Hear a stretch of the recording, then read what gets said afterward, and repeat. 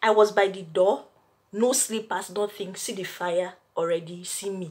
So every emotion you can even think of was going through my mind.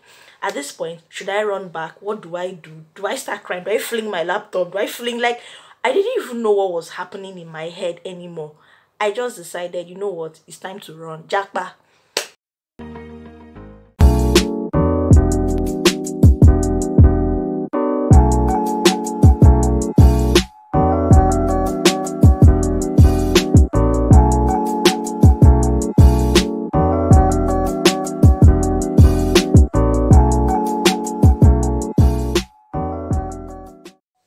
Hello guys, welcome back to Chilo Talks, and today I would like to share with you a very defining moment in my life. I hope this helps someone out there who is at the verge of giving up. PS, this is no pity party. I am way over this now. So I'd like to share my near-death experience, which happens to be my fire accident in 2015 when I was in undergraduate days, final year. So I'll divide this story into three parts so you can follow me very well. The first part would be the actual story itself. The second part would be about how it affected my health. And then the third part would be my journey to healing. So the day this happened was on the 23rd of December 2015, to be very precise.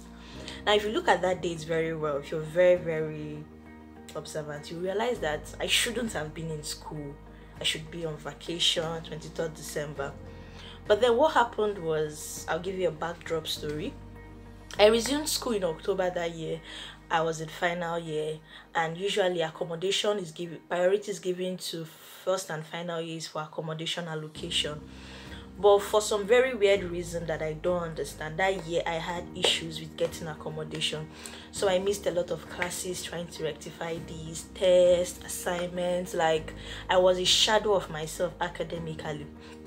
So when the Christmas vacation came, and it was just for 2 weeks, and resuming school, we had tests, assignments, everything. And you know how Christmas seasons could be very bubbling. If you're from a typical Nigerian African home, you will not do anything in that period.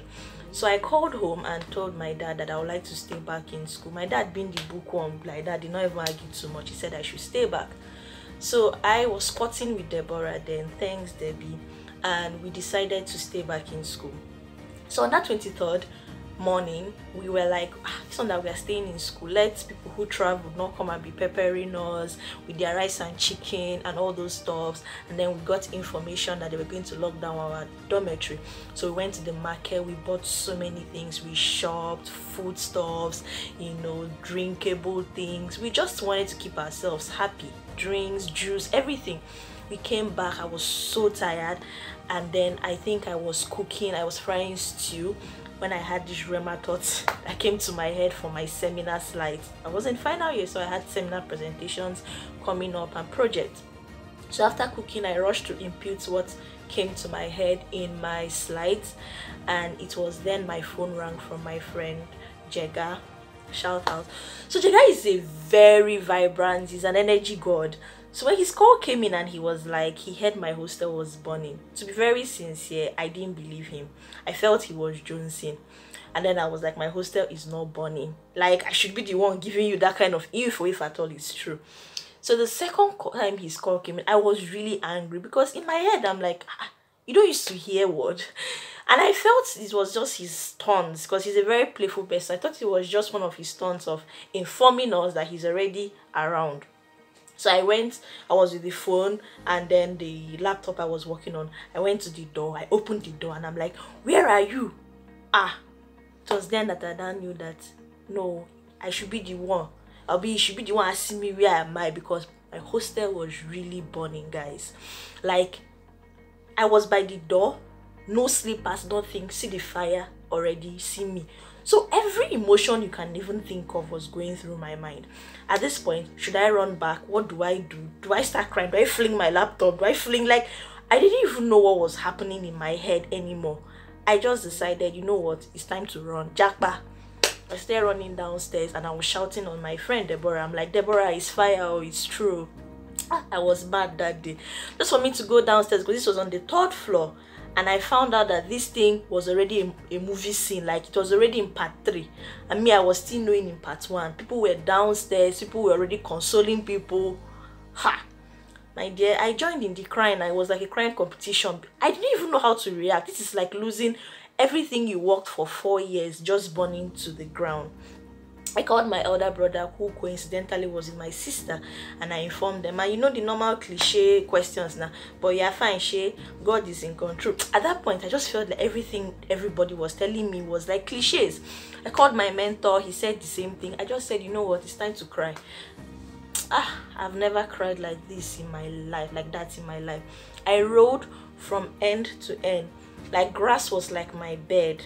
If I cry while standing, it gives me a different vibe. So I would just cry on the floor. Like, I was like a mad woman. I had thoughts of going through the fire, picking my documents, like every single thing burnt, from my documents down to, just name it. I said I was barefoot. Now at this point, the fire was even moving like vroom vroom vroom, because it was Harmattan period. At this point, the first fire service came. I was hopeful. Like, I called God in all the languages, so Calabar, French, anything you can think of. I was just like, God, 4 years burning in my very before eyes. The first fire service came, no water. So thinking about it now, I'm wondering, why you called fire? Why did you come? Did they tell you were coming for photo shoot or something? Fire service came, no water. I was angry. My tears increased, like it tripped. I think my tears was enough to put in their van. At this time, the fire had not gotten to our room. The second fire service came, and it was already on top of my roof. This time around, I was like, this is it, this is it, this is it. If I hear, the fire service brought up the nozzle. Before it could bring the nozzle down, water had finished. I don't know, maybe they came with like 1 sachet of pure water in their nozzle. And that was when I gave up. I just started laughing. I was like a psychopath. You know how you be moving from crying to laughing because you've given up. I gave up. At this point, my friends were all scared because they're like, if you want to cry, cry. I went to my friend's house to sleep that night because obviously I didn't have where to sleep. And while in my sleep, I heard her answering a call. She was like, yes ma, yes ma, yes ma, she's here. My mind, my spirit, my body told me it was my mom. Before you judge me, I didn't tell my mom because my mom can be very, very like anxious, raised to power 1 million. I felt like if I told her with the way I was crying, she would actually think that I'm lying, that I'm fine. Maybe they've actually hung my leg in the hospital for orthopedic or for emergency, and I was just telling her I'm fine to get her calm. So I was like, in the morning when I'm fine, I'll call her.